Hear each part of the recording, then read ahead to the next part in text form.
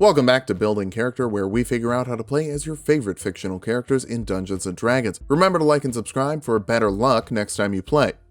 Maybe. Tomorrow is Friday the 13th, but because my videos come out on Thursday, today is the perfect time to build Jason Voorhees, a character who should not be in the same party as a bard. Unless your DM's really into PvP, then I guess go for it. This is real, this is me, I'm exactly where I'm supposed to be now. Let's start off with our goals for this build. First, we need to never die, or at least never stay dead. You need to come back to life to make sure the teens aren't having fun, like an older celebrity on TikTok. Next, we need to be incredibly sneaky. Jump scares are actually kind of fun when you're on the delivery end. The receiving end, less so. Finally, we'll get a brutish tenacity. It's not enough to come back to life, you need to virtually ignore damage as it's coming in if you're going to slay all those commoners. For stats, we're going to be using the standard pointer right from the player's handbook. Roll for stats if you want, but you need strength and dexterity for multi-classing. We're actually going to start with constitution though. Dying isn't your thing, killing is your thing. Strength next, it will help with the stabbing. Dexterity next, despite your heavy build, you are an impressively light stepper. Follow that up with charisma. You're not much for conversation, but your quiet resolve is great for making someone poop their pants.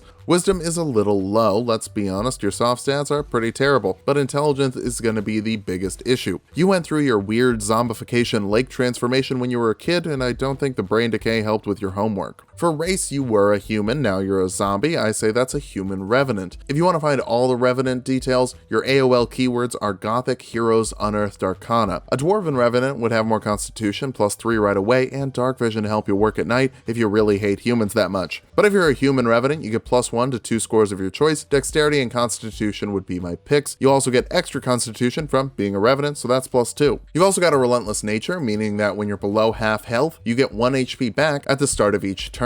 You can't die permanently until you complete your mission of killing all joy, instead being resurrected 24 hours later for Friday the 13th part 14, and you know the direction and distance to any counselors that aren't doing their work, even though you mostly attack at night when the kids are asleep, so the counselors don't really have any work to do. For your background, kid who died once isn't actually in the player's handbook or Sword Coast Adventurer's Guide, but Outlanders are weirdos who live out in the wilds and get athletics and survival skills. That kind of works for you. We'll kick things off as a rogue actually. Sneaking and stabbing are your main tools. You get 4 skills of your choice from the rogue list. Stealth, intimidation, perception, and insight would be my picks. I really don't think you actually need all those skills, but you get them, so okay. You get expertise in 2 skills of your choice, doubling your proficiency bonus with them. Athletics and stealth will be very helpful for all the, murder. Stealth especially, as you also get sneak attack, letting you add a d6 to attacks when you have advantage or an ally within 5 feet of the target. Probably going to be advantage for you. Jason isn't the best at playing with others. You do have to use a finesse or a ranged weapon. I'd put a machete in the short sword category, and I guess you could use a bow. You've got the ability to. Second level rogues get cunning action, letting you dash, disengage, or hide as a bonus action. Jason moves at a weird pace. He's just walking, but he also ends up in front of people who are in a dead sprint. The video game gave him teleporting abilities, but that seems a little weird to me.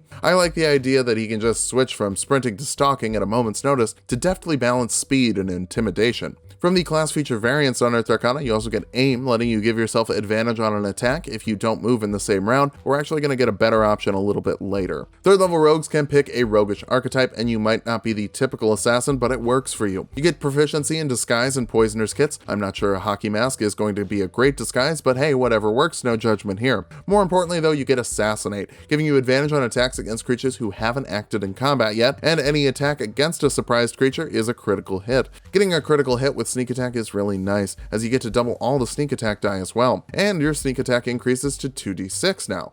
So even better. 4th level rogues get an ability score improvement or a feat. The tough feat makes you tough, giving you 2 HP for every level you have and every level you'll get afterwards, helping you really shrug off damage. Speaking of shrugging off damage, we can get even better at that if we take some barbarian levels. 1st level barbarians get unarmored defense, making your AC 10 plus your dexterity and your constitution modifier when you're not wearing armor. Those shabby rags aren't doing much for keeping you safe. It's the monstrous grizzled skin underneath it. Even better though, you get Rage, which lets you resist bludgeoning, piercing, and slashing damage, gives you advantage on strength checks and saves, and you get to add bonus damage to strength-based attacks. Here's something fun. Sneak attack requires you use a finesse weapon, which is a weapon that you can use your strength or dexterity modifier for attacks, but there's no specification that you have to use your dexterity for a sneak attack. So your rage bonus and sneak attack bonus are not mutually exclusive, which means that this multi-class is actually good. Call it Barbogue or Barbarian. I feel like Barbarian implies nuzzles and XDs, so we'll go with Barbogue, since that just sounds like a mediocre water Pokemon. This multi-class really gets going at second level of Barbarian because Reckless Attack on a rogue is delicious. It lets you give yourself advantage on attack rolls if you don't mind giving your enemies advantage to hit you. You're what the kids call dummy thick. It's supposed to be a compliment, but it could be an insult. Probably kill them just to be safe. If it's not clear why that's so good, that basically means you can get your sneak attack every round and still move, which is pretty useful, generally speaking. You also get Danger Sense, giving you advantage on dex saves against traps and spells you can see, which will help you reduce incoming damage even more for another night of death. Third level Barbarians get to choose a primal path. Berserkers can frenzy while they rage, letting you make an attack as a bonus action while you're raging. When the rage ends, you're going to suffer a level of exhaustion though, but you tend to operate one night a year, like a homicidal Santa Claus. Fourth level Barbarians get an ability score improvement, bump your constitution up. I want you to have the most HP you can possibly have so you don't die.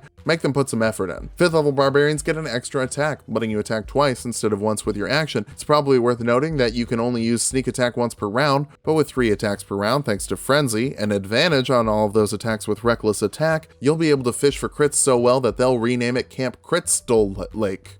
Crystal Lake. You also get fast movement, putting some extra pep in your step and giving you an extra 10 feet of movement speed. With your bonus action dash from Cunning Action, you can clear 80 feet and stab someone. It's a decent combo. 6th level Berserkers get Mindless Rage, letting you ignore the effects of Charming or Frightening while you're raging, and you're immune to Charming and Frightening while you're raging. I like how this pairs with Relentless Nature from Revenant, as it gives you that trademark Voorhees tunnel vision. 7th level Barbarians get Feral Instinct, giving you advantage on initiative rolls, and you can't be surprised if you start combat by entering a rage. This means even more wonderful synergy between the multi-class, as it can help you get that advantage bonus from Assassinate. 8th level Barbarians get another ability score improvement, cap the Constitution and move on to Strength. If you decided to go with the Dwarfenant, Dwarven Resilience is a great feat from Xanathar's Guide. It lets you spend your hit die when you take the dodge action, so you can get a little more regenerative thing going on, but I'm guessing you went with Human if you followed these instructions.